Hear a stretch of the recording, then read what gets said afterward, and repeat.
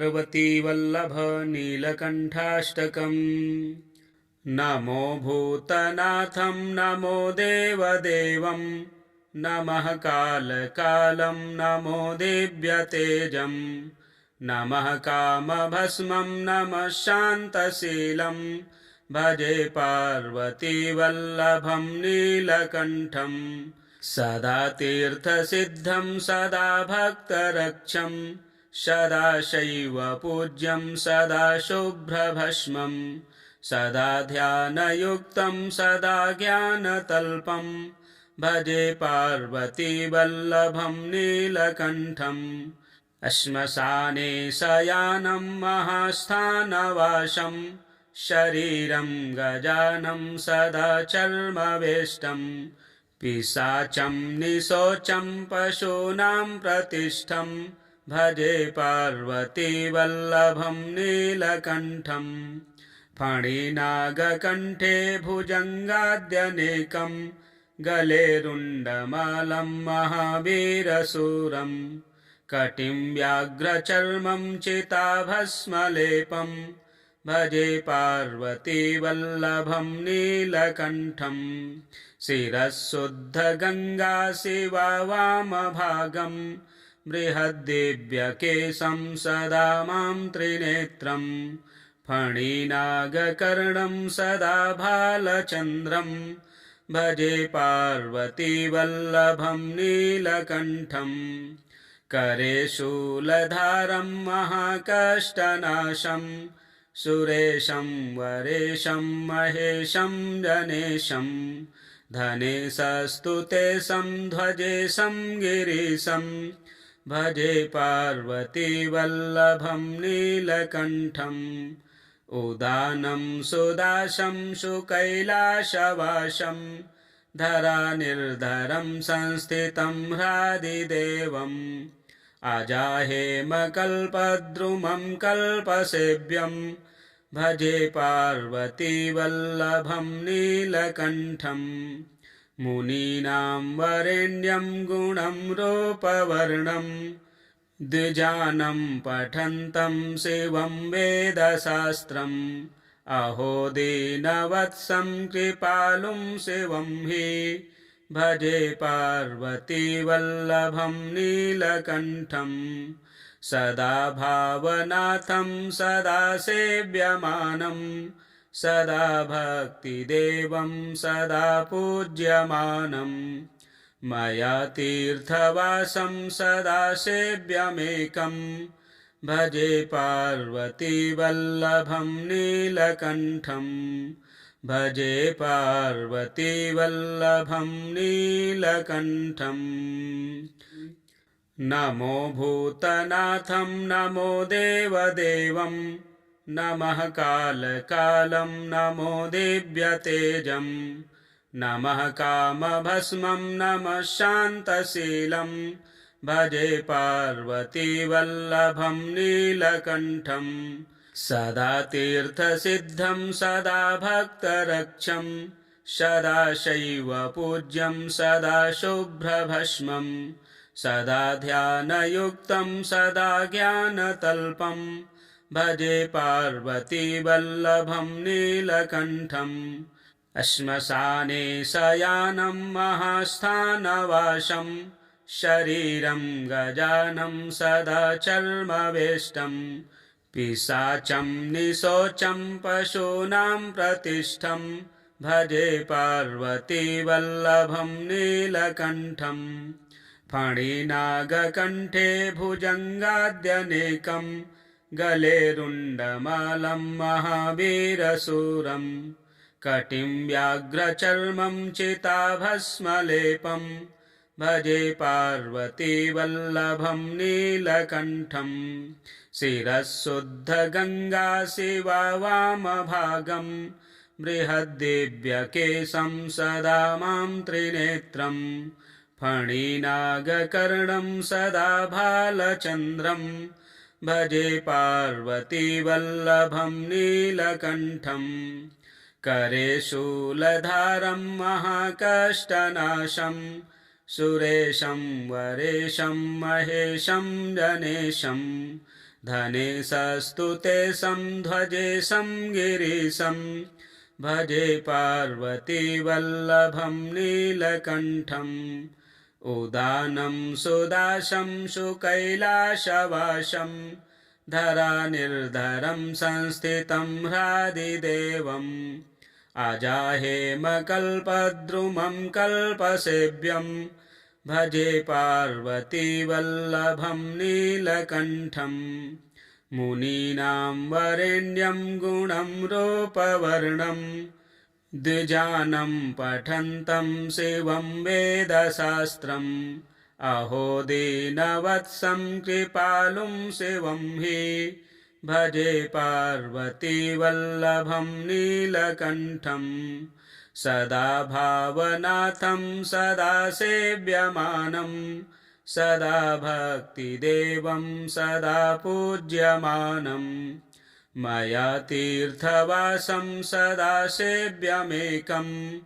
भजे पार्वतीवल्लभं नीलकण्ठम् भजे पार्वतीवल्लभं नीलकण्ठम् नमो भूतनाथं नमो देवदेवं नमः कालकालं नमो दिव्यतेजं नमः कामभस्मं नमः शान्तशीलं भजे पार्वतीवल्लभं नीलकण्ठम् सदा तीर्थसिद्धं सदा भक्तरक्षं सदा शैव पूज्यं सदा शुभ्रभस्मं सदा ध्यानयुक्तं सदा ज्ञानतल्पं भजे पार्वतीवल्लभं नीलकण्ठम् श्मशाने शयानं महास्थानवासं शरीरं गजानं सदा चर्मवेष्टं पिशाचं निशोचं पशूनां प्रतिष्ठं भजे पार्वतीवल्लभं नीलकण्ठम् फणिनागकण्ठे भुजङ्गाद्यनेकं गले रुण्डमालं महावीरशूरं कटिं व्याघ्रचर्मं चिताभस्मलेपं भजे पार्वतीवल्लभं नीलकण्ठम् शिरःशुद्धगङ्गा शिवा वामभागं बृहद्दिव्यकेशं सदा मां त्रिनेत्रं फणिनागकर्णं सदा भालचन्द्रं भजे पार्वतीवल्लभं नीलकण्ठम् करे शूलधारं महाकष्टनाशं सुरेशं वरेशं महेशं जनेशं धनेशस्तु तेषं ध्वजेशं गिरीशं भजे पार्वतीवल्लभं नीलकण्ठम् उदानं सुदाशं सुकैलासवासं धरानिर्धरं संस्थितं ह्रादिदेवम् अजाहेमकल्पद्रुमं कल्पसेव्यं भजे पार्वतीवल्लभं नीलकण्ठम् मुनीनां वरेण्यं गुणं रूपवर्णं द्विजानं पठन्तं शिवं वेदशास्त्रम् अहो दीनवत्सं कृपालुं शिवं हि भजे पार्वतीवल्लभं नीलकण्ठम् सदा भावनाथं सदा सेव्यमानं सदा भक्तिदेवं सदा पूज्यमानं मया तीर्थवासं सदा सेव्यमेकं भजे पार्वतीवल्लभं नीलकण्ठम् भजे पार्वतीवल्लभं नीलकण्ठम् नमो भूतनाथं नमो देवदेवं नमः कालकालं नमो दिव्यतेजं नमः कामभस्मं नमः शान्तशीलं भजे पार्वतीवल्लभं नीलकण्ठम् सदा तीर्थसिद्धं सदा भक्तरक्षं सदा शैव पूज्यं सदा शुभ्रभस्मं सदा ध्यानयुक्तं सदा ज्ञानतल्पं भजे पार्वतीवल्लभं नीलकण्ठम् श्मशाने शयानं महास्थानवासं शरीरं गजानं सदा चर्मवेष्टम् पिशाचं निशोचं पशूनां प्रतिष्ठं भजे पार्वतीवल्लभं नीलकण्ठम् फणिनागकण्ठे भुजङ्गाद्यनेकं गले रुण्डमालं महावीरशूरम् कटिं व्याघ्रचर्मं चिताभस्मलेपं भजे पार्वतीवल्लभं नीलकण्ठम् शिरःशुद्धगङ्गा शिवा वामभागं बृहद्दिव्यकेशं सदा मां त्रिनेत्रं फणिनागकर्णं सदा भालचन्द्रं भजे पार्वतीवल्लभं नीलकण्ठम् करे शूलधारं महाकष्टनाशं सुरेशं वरेशं महेशं जनेशं धनेशस्तुतेशं ध्वजेशं गिरीशं भजे पार्वतीवल्लभं नीलकण्ठम् उदानं सुदाशं सुकैलासवासं धरानिर्धरं संस्थितं ह्रादिदेवम् अजाहेमकल्पद्रुमं कल्पसेव्यं भजे पार्वतीवल्लभं नीलकण्ठम् मुनीनां वरेण्यं गुणं रूपवर्णं द्विजानं पठन्तं शिवं वेदशास्त्रम् अहो दीनवत्सं कृपालुं शिवं हि भजे पार्वतीवल्लभं नीलकण्ठम् सदा भावनाथं सदा सेव्यमानं सदा भक्तिदेवं सदा पूज्यमानं मया तीर्थवासं सदा सेव्यमेकं भजे पार्वतीवल्लभं नीलकण्ठम् भजे पार्वतीवल्लभं नीलकण्ठम् नमो भूतनाथं नमो देवदेवं नमः कालकालं नमो दिव्यतेजं नमः कामभस्मं नमः शान्तशीलं भजे पार्वतीवल्लभं नीलकण्ठम् सदा तीर्थसिद्धं सदा भक्तरक्षं सदा शैवपूज्यं सदा शुभ्रभस्मं सदा ध्यानयुक्तं सदा ज्ञानतल्पं भजे पार्वतीवल्लभं नीलकण्ठम् श्मशाने शयानं महास्थानवासं शरीरं गजानं सदा चर्मवेष्टम् पिशाचं निशोचं पशूनां प्रतिष्ठं भजे पार्वतीवल्लभं नीलकण्ठम् फणिनागकण्ठे भुजङ्गाद्यनेकं गले रुण्डमालं महावीरशूरं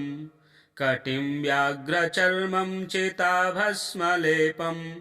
भजे पार्वतीवल्लभं नीलकण्ठम् शिरःशुद्धगङ्गा शिवा वामभागं बृहद्दिव्यकेशं सदा मां त्रिनेत्रं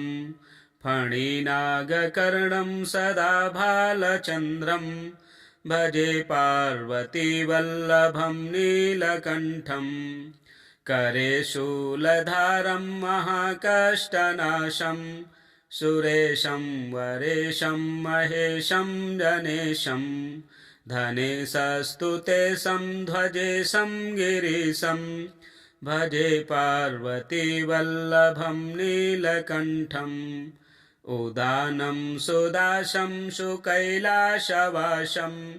धरानिर्धरं संस्थितं ह्रादिदेवम् अजाहेमकल्पद्रुमं कल्पसेव्यं भजे पार्वतीवल्लभं नीलकण्ठम् मुनीनां वरेण्यं गुणं रूपवर्णं द्विजानं पठन्तं शिवं वेदशास्त्रम् अहो दीनवत्सं कृपालुं शिवं हि भजे पार्वतीवल्लभं नीलकण्ठं सदा भावनाथं सदा सेव्यमानं सदा भक्तिदेवं सदा पूज्यमानं मया तीर्थवासं सदा सेव्यमेकं भजे पार्वतीवल्लभं नीलकण्ठं भजे पार्वतीवल्लभं नीलकण्ठम् नमो भूतनाथं नमो देवदेवं नमः कालकालं नमो दिव्यतेजं नमः कामभस्मं नमः शान्तशीलं भजे पार्वतीवल्लभं नीलकण्ठं सदा तीर्थसिद्धं सदा भक्तरक्षं सदा शैवपूज्यं सदा शुभ्रभस्मं सदा ध्यानयुक्तं सदा ज्ञानतल्पं भजे पार्वतीवल्लभं नीलकण्ठं श्मशाने शयानं महास्थानवासं शरीरं गजानं सदा चर्मवेष्टं पिशाचं निशोचं पशूनां प्रतिष्ठं भजे पार्वतीवल्लभं नीलकण्ठं फणिनागकण्ठे भुजङ्गाद्यनेकं गले रुण्डमालं महावीरशूरं कटिं व्याघ्रचर्मं चिताभस्मलेपं भजे पार्वतीवल्लभं नीलकण्ठं शिरःशुद्धगङ्गा शिवा वामभागं बृहद्दिव्यकेशं सदा मां त्रिनेत्रं फणिनागकर्णं सदा भालचन्द्रं भजे पार्वतीवल्लभं नीलकण्ठं करे शूलधारं महाकष्टनाशं सुरेशं वरेशं महेशं जनेशं धनेशस्तुतेशं ध्वजेशं गिरीशं भजे पार्वतीवल्लभं नीलकण्ठं उदानं सुदाशं सुकैलासवासं धरानिर्धरं संस्थितं ह्रादिदेवम् अजाहेमकल्पद्रुमं कल्पसेव्यं भजे पार्वतीवल्लभं नीलकण्ठं मुनीनां वरेण्यं गुणं रूपवर्णं द्विजानं पठन्तं शिवं वेदशास्त्रम् अहो दीनवत्सं कृपालुं शिवं हि भजे पार्वतीवल्लभं नीलकण्ठं सदा भावनाथं सदा सेव्यमानं सदा भक्तिदेवं सदा पूज्यमानं मया तीर्थवासं सदा सेव्यमेकं भजे पार्वतीवल्लभं नीलकण्ठं भजे पार्वतीवल्लभं नीलकण्ठं नमो भूतनाथं नमो देवदेवं नमः कालकालं नमो दिव्यतेजं नमः कामभस्मं नमः शान्तशीलं भजे पार्वतीवल्लभं नीलकण्ठं सदा तीर्थसिद्धं सदा भक्तरक्षं सदा शैवपूज्यं सदा शुभ्रभस्मं सदा ध्यानयुक्तं सदा ज्ञानतल्पं भजे पार्वतीवल्लभं नीलकण्ठं श्मशाने शयानं महास्थानवासं शरीरं गजानं सदा चर्मवेष्टं पिशाचं निशोचं पशूनां प्रतिष्ठं भजे पार्वतीवल्लभं नीलकण्ठं फणिनागकण्ठे भुजङ्गाद्यनेकं गले रुण्डमालं महावीरशूरम् कटिं व्याघ्रचर्मं चिताभस्मलेपं भजे पार्वतीवल्लभं नीलकण्ठं शिरःशुद्धगङ्गा शिवा वामभागं बृहद्दिव्यकेशं सदा मां त्रिनेत्रं फणिनागकर्णं सदा भालचन्द्रं भजे पार्वतीवल्लभं नीलकण्ठम् करे शूलधारं महाकष्टनाशं सुरेशं वरेशं महेशं जनेशं धनेशस्तुतेशं ध्वजेशं गिरीशं भजे पार्वतीवल्लभं नीलकण्ठम् उदानं सुदाशं सुकैलासवासं धरानिर्धरं संस्थितं ह्रादिदेवम् अजाहेमकल्पद्रुमं कल्पसेव्यं भजे पार्वतीवल्लभं नीलकण्ठं मुनीनां वरेण्यं गुणं रूपवर्णं द्विजानं पठन्तं शिवं वेदशास्त्रम् अहो दीनवत्सं कृपालुं शिवं हि भजे पार्वतीवल्लभं नीलकण्ठं सदा भावनाथं सदा सेव्यमानं सदा भक्तिदेवं सदा पूज्यमानं मया तीर्थवासं सदा सेव्यमेकं भजे पार्वतीवल्लभं नीलकण्ठं भजे पार्वतीवल्लभं नीलकण्ठम् नमो भूतनाथं नमो देवदेवं नमः कालकालं नमो दिव्यतेजं नमः कामभस्मं नमः शान्तशीलं भजे पार्वतीवल्लभं नीलकण्ठं सदा तीर्थसिद्धं सदा भक्तरक्षं सदा शैवपूज्यं सदा शुभ्रभस्मं सदा ध्यानयुक्तं सदा ज्ञानतल्पं भजे पार्वतीवल्लभं नीलकण्ठम् श्मशाने शयानं महास्थानवासं शरीरं गजानं सदा चर्मवेष्टं पिशाचं निशोचं पशूनां प्रतिष्ठं भजे पार्वतीवल्लभं नीलकण्ठं फणिनागकण्ठे भुजङ्गाद्यनेकं गले रुण्डमालं महावीरशूरं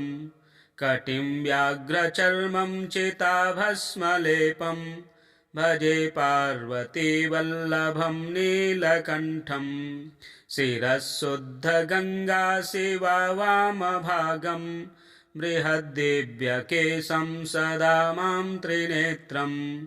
फणिनागकर्णं सदा भालचन्द्रं भजे पार्वतीवल्लभं नीलकण्ठं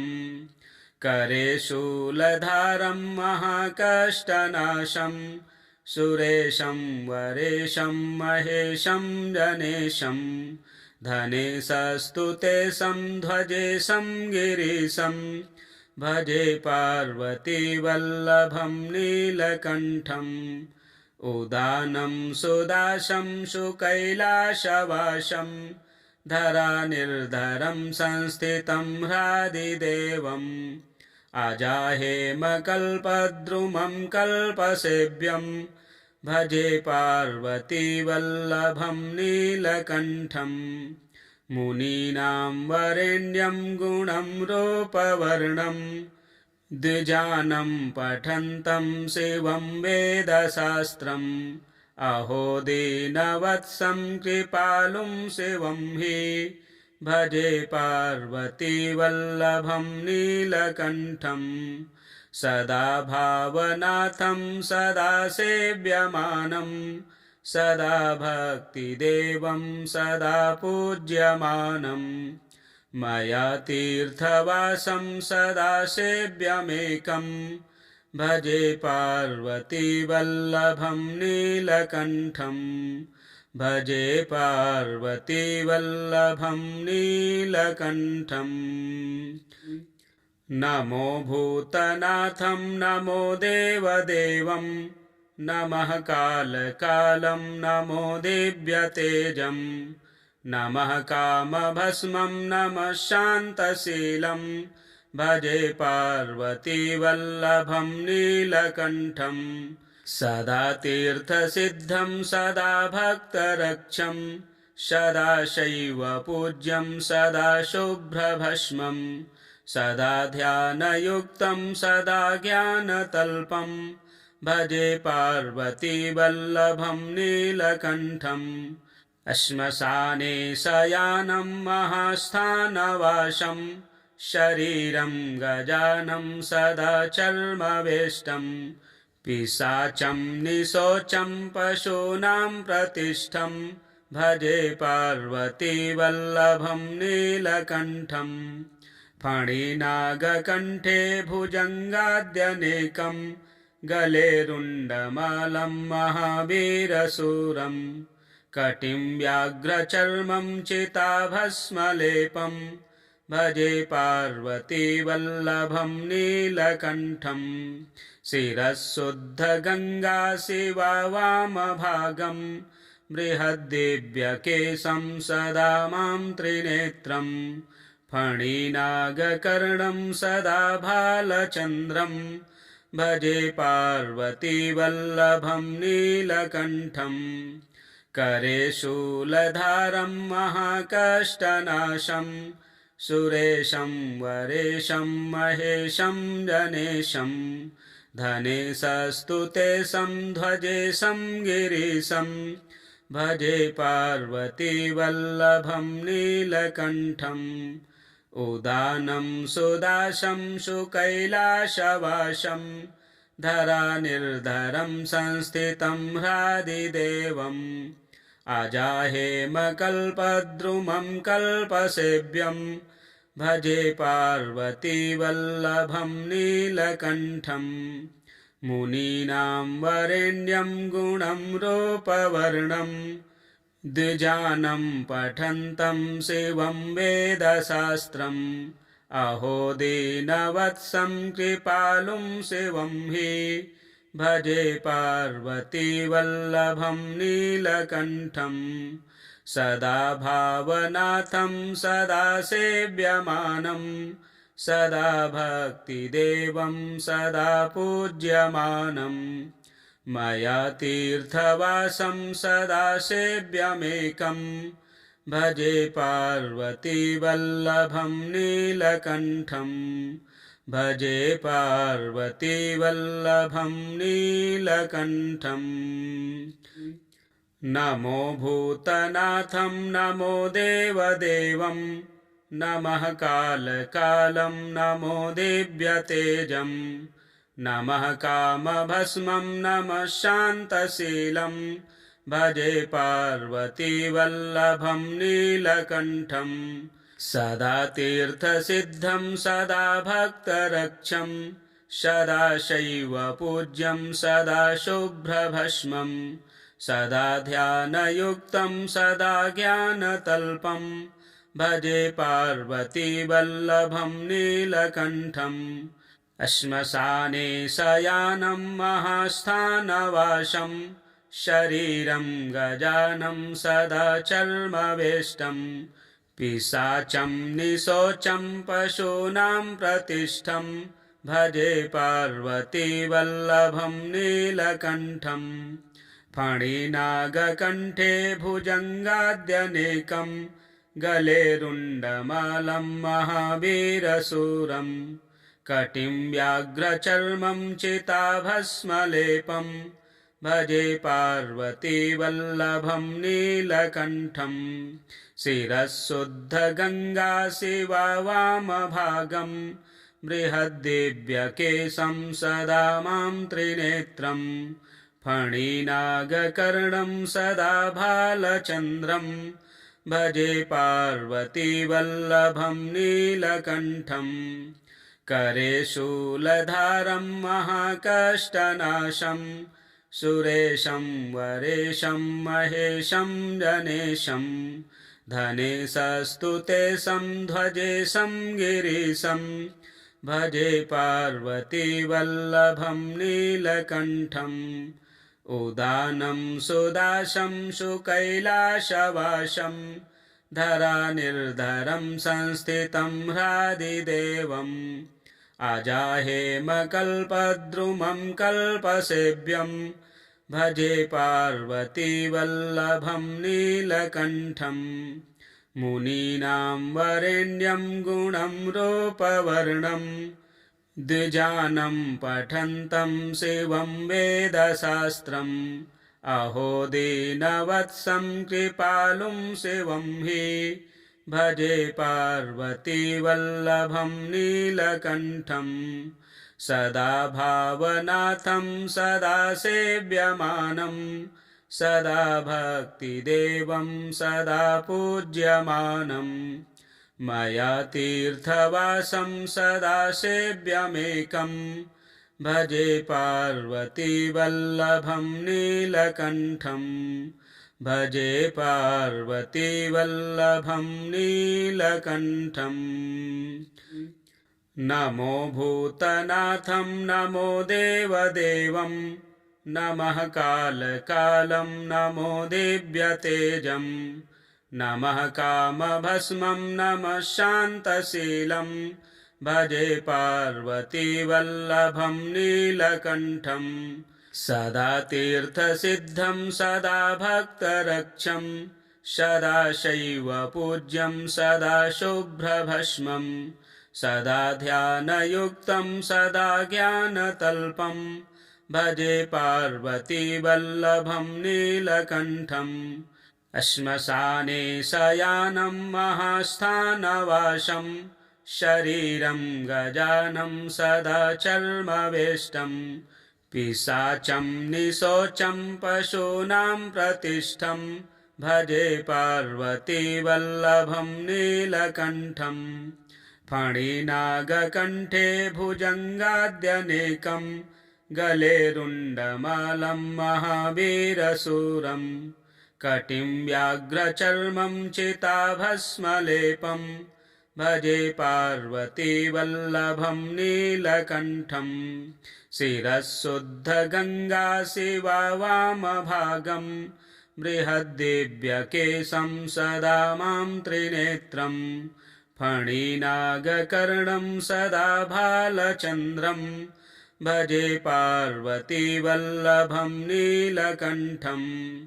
करे शूलधारं महाकष्टनाशं सुरेशं वरेशं महेशं जनेशं धनेशस्तु तेषं ध्वजेशं गिरीशं भजे पार्वतीवल्लभं नीलकण्ठम् उदानं सुदाशं सुकैलासवासं धरानिर्धरं संस्थितं ह्रादिदेवम् अजाहेमकल्पद्रुमं कल्पसेव्यं भजे पार्वतीवल्लभं नीलकण्ठम् मुनीनां वरेण्यं गुणं रूपवर्णं द्विजानं पठन्तं शिवं वेदशास्त्रम् अहो दीनवत्सं कृपालुं शिवं हि भजे पार्वतीवल्लभं नीलकण्ठम्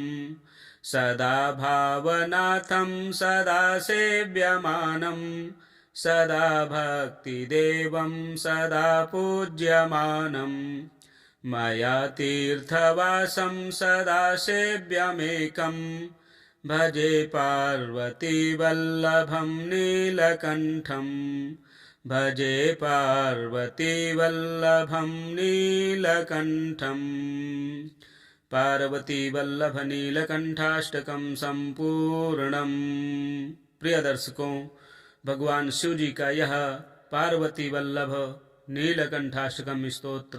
प्रभावशाली स्तोत्र है। इसका पाठ करने से भगवान शिव प्रसन्न होकर सुख शांति का वरदान देते हैं। आप प्रातः काल इसका पाठ अवश्य श्रवण करें। और हमारे चैनल में नए हैं तो चैनल को भी सब्सक्राइब करें, वीडियो शेयर करें, लाइक करें। हर हर महादेव।